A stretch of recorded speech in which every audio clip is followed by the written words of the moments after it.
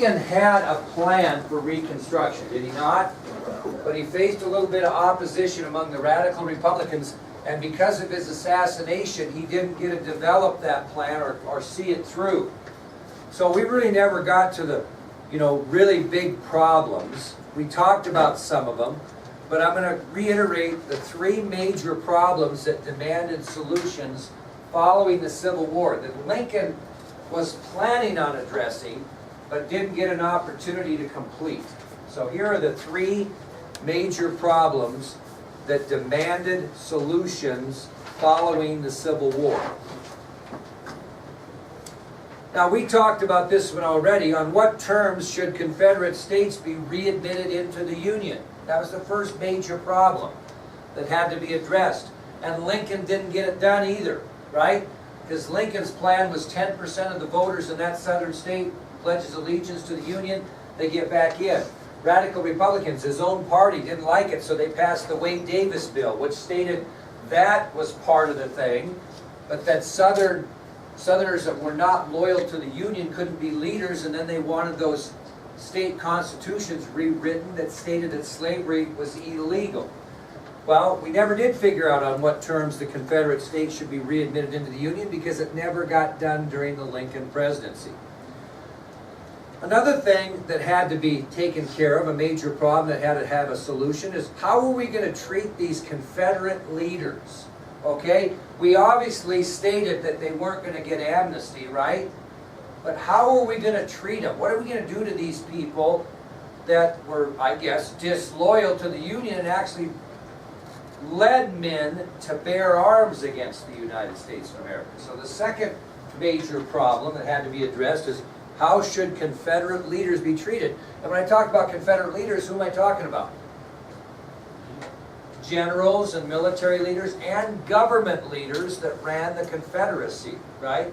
There's two different types. And the third major problem that demanded a solution was really probably the most important. How are we going to get these former slaves to adjust to freedom and be able to go anywhere they want, do whatever they want in the United States of America? That has not been their life, has it? At all. So what are we going to do to help these freed slaves adjust to that freedom? They've never had such a thing.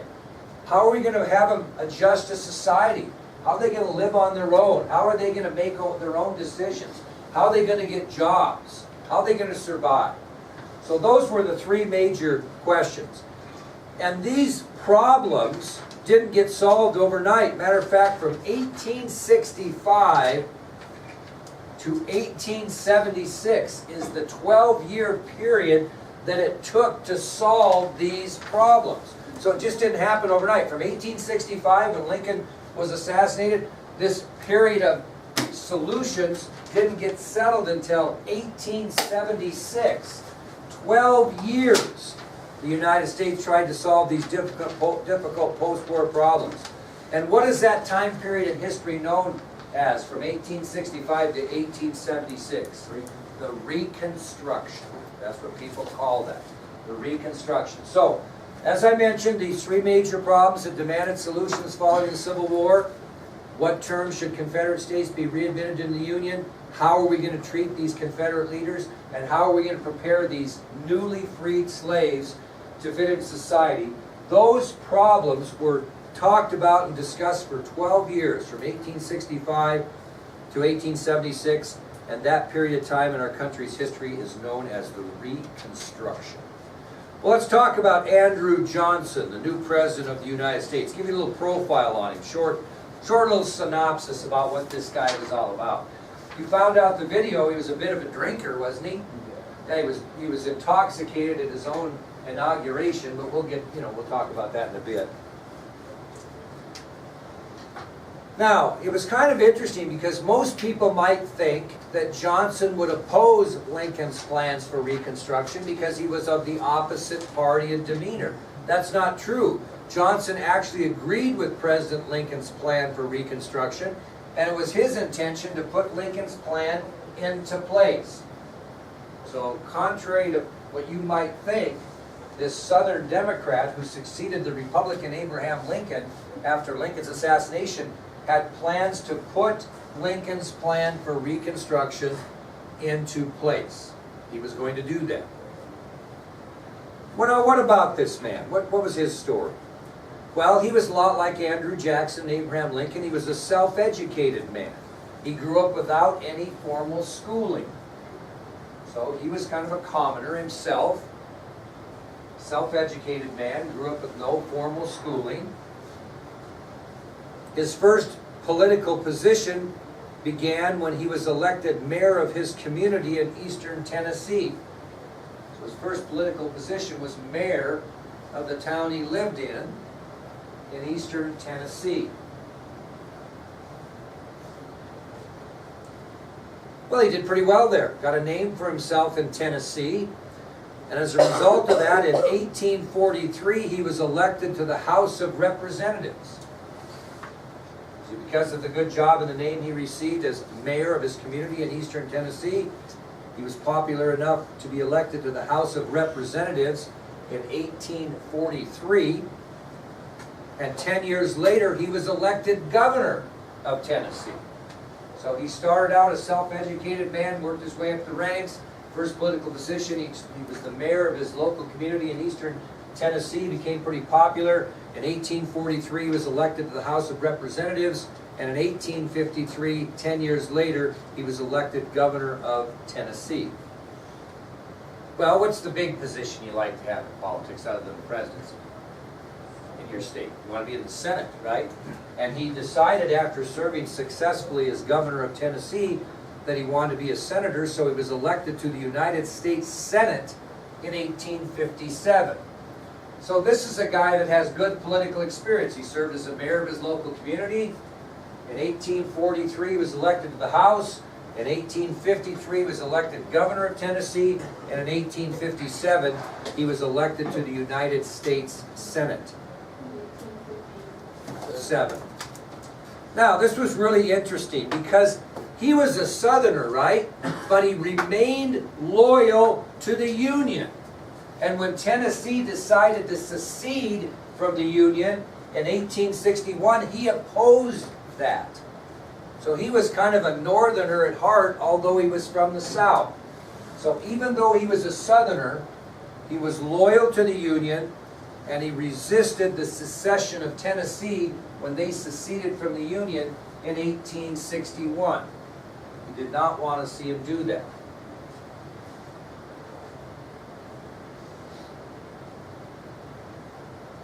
Now, this is what he thought of President Lincoln. I don't want you to write this down, I just want you to listen. But this is what he once said about President Lincoln. He said, quote, "I voted against him. I spoke out against him. I spent my money to defeat him, but I still love my country.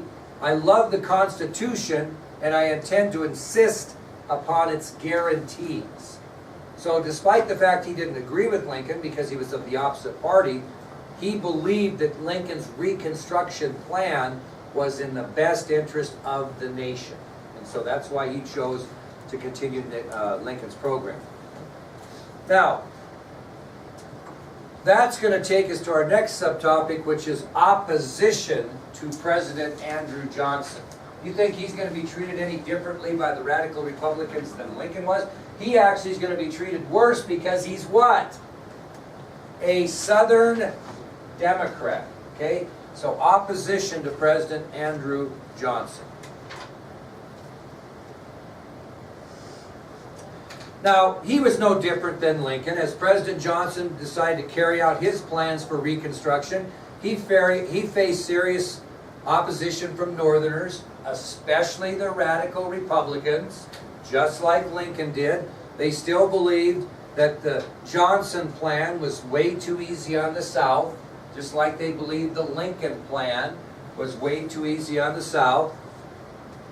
And many radical members of Congress believed that President Johnson didn't even have the authority to decide about the defeated South. Okay? Many radical Republicans of Congress believed that President Johnson didn't even have the authority to make any decisions about what to do with the defeated South. They believed that only who had power to restore the Confederate States? They did, Congress. Yep. So many radical members of Congress didn't even accept Johnson's authority as President of the United States, saying that he didn't have any business making any decisions on the fate of the South. That would be the job of Congress. That was their philosophy. And as a result of that, the radical Republicans were determined to defeat the Lincoln-Johnson plan for Reconstruction. Now obviously, the Congress was controlled by Republicans, right? So the radical Republicans had to have outnumbered the moderate Republicans for them to have this much power, correct? Just keep that in mind. And it's going to be the mission of Congress to defeat this Lincoln-Johnson plan for Reconstruction because the Congress is controlled by the radical Republican side. Does that mean everybody agreed with them? No, but they had the control. All right, now, we got some really important things going on here, and that's the Northern-controlled Congress goes to work. The Northern-controlled Congress goes to work. They're going to start working on this Reconstruction of the South. The Northern-controlled Congress goes to work.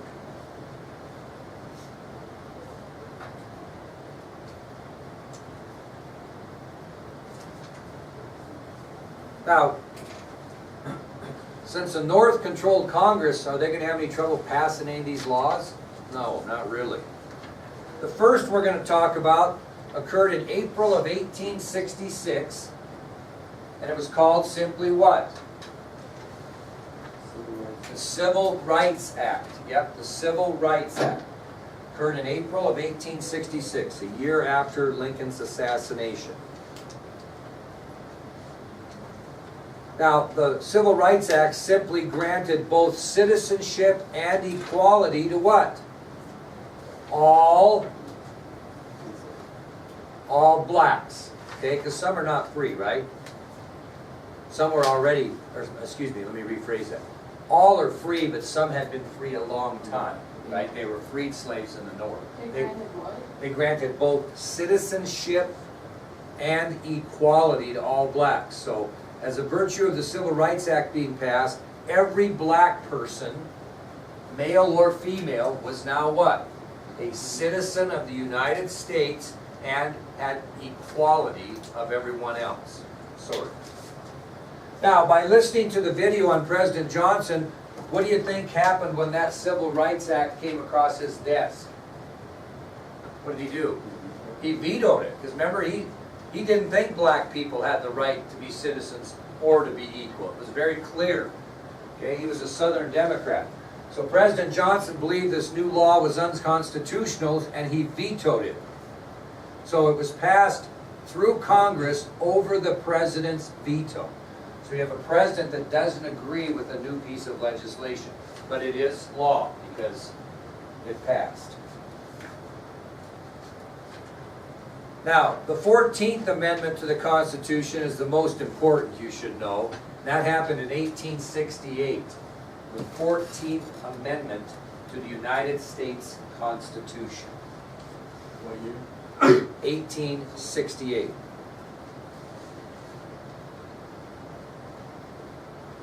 Now this reiterated the Civil Rights Act to a point, because the first thing that the 14th Amendment to the United States Constitution stated was that all people of the United States are citizens of the United States, which means it covers other people other than black people, okay? You have lots of nationalities that lived in the United States at the time. And the 14th Amendment went one step farther, and it said that all people, despite their race, are citizens of the United States. The 14th Amendment, ladies, you will not like this.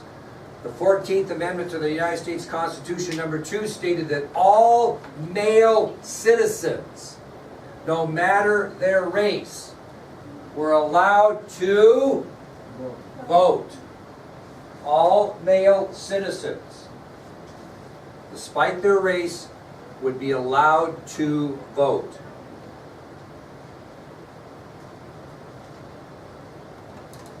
Now, what does each state have to do when an amendment goes to the Constitution? We're going in reverse order, kind of what the Wade Davis bill said. The Wade Davis bill said that each state would write their new constitution stating that black people were free. Lincoln vetoed that because he wanted an amendment to the Constitution that stated that, right? So what would be the third part of the 14th Amendment to the Constitution?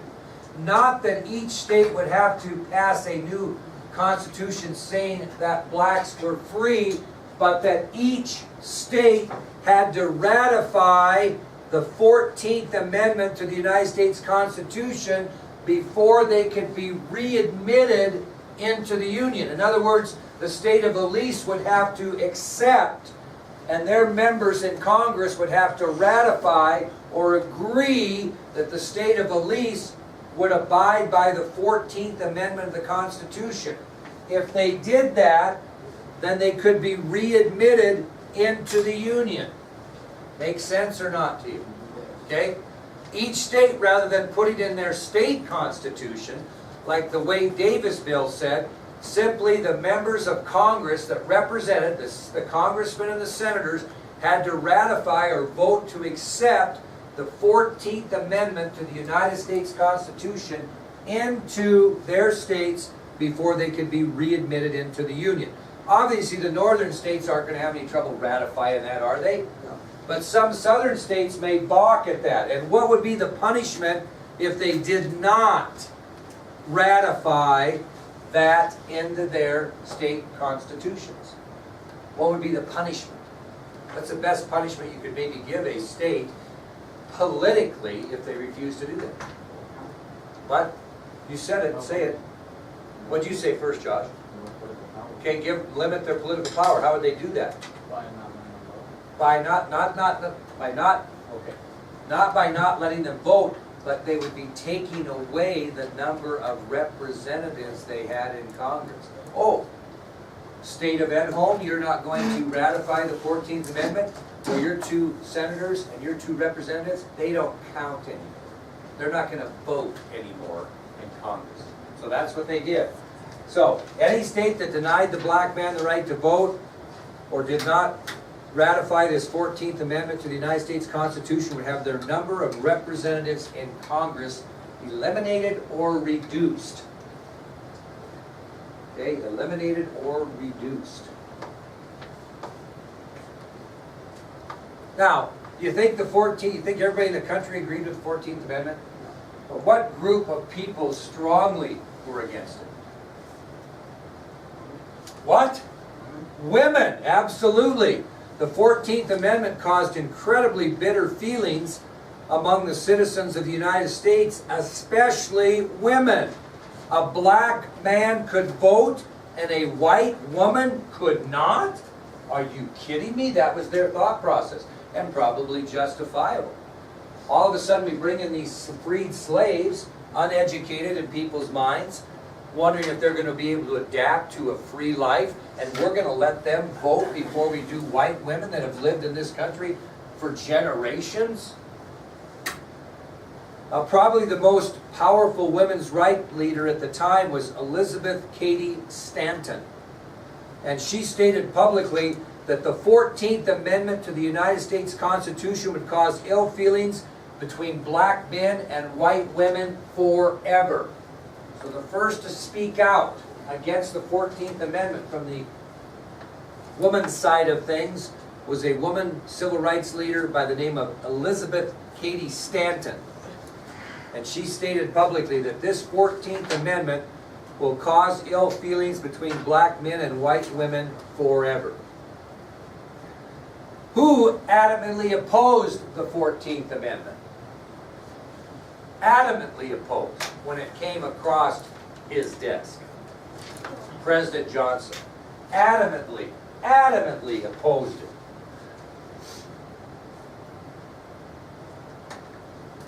Well, because of that, the radical Republicans in Congress had had enough, and they set their sights on simply trying to remove Johnson from office, period. We're going to get rid of this guy. So they set their sights on getting rid of him. Congress, the radical Republicans in Congress made it their life's mission to try to remove President Johnson from office. Now, we're going to talk about this for a couple of minutes and you're going to stop me. We're going to go through eventually an impeachment process with the first president ever. But in order to impeach a president, what do you have to do? Well, let's explain what impeachment means. Impeachment doesn't mean you're thrown out of office. Impeachment means you've been accused of crimes that would allow you to be thrown out of office. Once you are impeached by the House of Representatives, then you would be tried by the Senate. And if the Senate voted 2/3 majority to boot you out, then you'd be done. So if you're impeached, that only means that you're accused of high crimes and misdemeanors that would violate the office of the presidency. Okay? Once you're accused and impeached by the House, the Senate puts you on trial and decides your fate. Well, first of all, they had to be accused him of a few things, right? To get him impeached. So here's what the radical Republicans accused him of. 2 things. One, of being a drunkard in office, which might have been true. They accused him of being a drunkard in office because they took advantage of the fact he was intoxicated at his inauguration. The first thing they did is they accused him of being a drunkard in office. The second thing they did was accused him of having a harem of loose women in the White House. They accused him of having a harem of loose women. If you're not sure what that is, that means a harem would be a large group, and loose would mean they were prostitutes. Okay, so they accused him of having a harem of loose women in the White House.